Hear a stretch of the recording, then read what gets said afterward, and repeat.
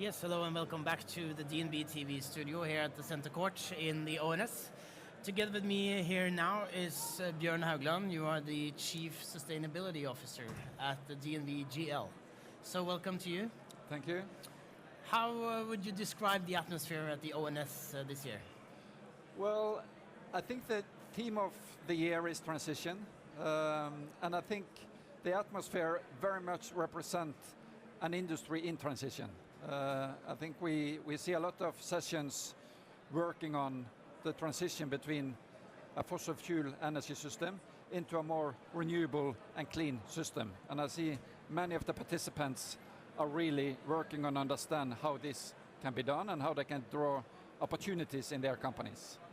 So transition is definitely like an overarching theme for the whole conference. But still there is a lot of talk about the oil investments, which a lot of companies here are dependent on. So would you describe how this kind of transition affects the work that you are doing in DNV GL? Yeah, so in DNV GL we are exposed to different industries, and we are today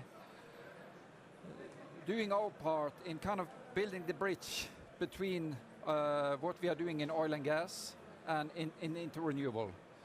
And I think that mindset of not divide this in two camps, but rather bring a bridge is essential. So for us in DNV GL, we really focus on seizing the opportunities on how we can use the technology, the competencies, the network, which have been built up in the oil and gas sector, and really start to use that more and more to support a cleaner and greener energy system. Talking about greener and cleaner, would you say that the wind kind of sector or the wind energy would be one of the most important kind of new energy sources, and how are you kind of working on that? I know you have a project on that field. I think definitely wind will be a big part of the solution going forward. I think also definitely solar will be a large part. I think for companies in the oil and gas sector, I think wind is closer to us, because this industry, in particular than offshore wind, is where I believe we can leverage a lot on our knowledge, on our technology going forward. So that's why we in DNV GL is putting a lot of focus on offshore wind. And that's also why we recommend and work with a lot of the actors in the oil and gas sector to see how they can gradually also start to support the development in offshore wind.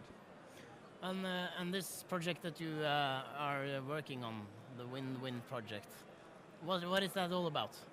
Yeah, so the Wind project for us is basically all about to see how we can build a new wind industry on the back of the oil and gas industry.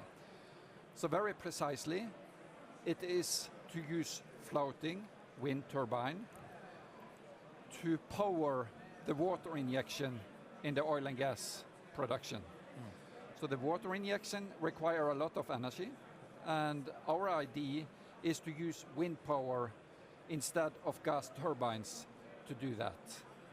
And we have also looked into the economic of this, so it's basically a good economic case.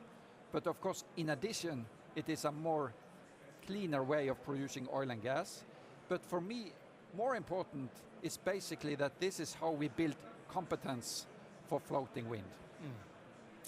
And mind you that 90% of the wind resources in the world is at water depth, which require this technology. I think if Norway are moving quickly into floating offshore wind, the Norwegian companies will have good way of compete on this sector going forward. Yeah, that's interesting. You have a global reach in your company. And what would you say would be the kind of natural or the competitive advantages of Norwegian companies going into these new renewable energy sources. Yeah, I think after the Paris Agreement, after the Sustainable Development Goals was agreed last year, clean energy is really what is requested and required in so many countries. So it's a lot of innovations going on now in all the countries around the world. And we, in DNVGL, we are working in more than 100 countries. So we see these firsthand every day. So that's why it is so important, I believe, for instance in offshore wind, that we also are able to have a development activity here in Norway. Yeah. Because by doing so, it's easier for companies like DNVGL and others to compete on the contracts abroad. And just to take an example, a country like Japan has enormous offshore wind resources, but the water is too deep. And they are very much eager to work with Norwegian companies to see how we can develop energy with respect to floating wind turbines outside Japan. Interesting, very interesting. So the ONS, you are also a co-sponsor of the Center Court, and you have put together a program together with the committee reflecting not only the kind of current situation in the oil price, but also what you described the Paris Agreement and the need for a push for more balanced energy mix. So how would you say the program is put together, and what have been the most important for you in the... Yeah, so we have put the program together obviously under the slogan of transitions. So we have really tried to find a program that look into different technologies, look into regulations, but also this time more soft issues like leadership.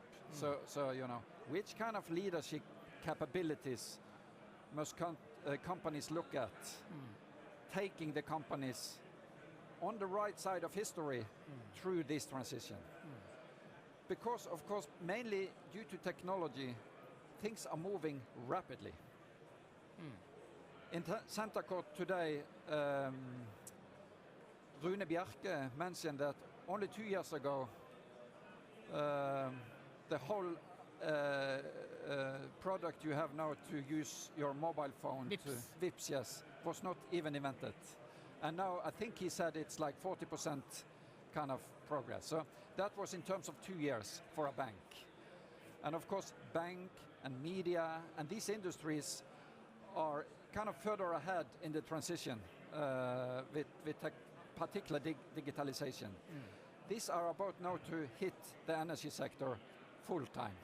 So I think it's a lot to learn as well, and that's why the program in Center Court have also tried to influx some of the learning from other industries, so the energy industry can learn how to move themselves through the transition. Well, thank you for putting together a very interesting program, and also thank you for joining us today, sharing your thoughts. Thank you. Thank you for watching. Thank you.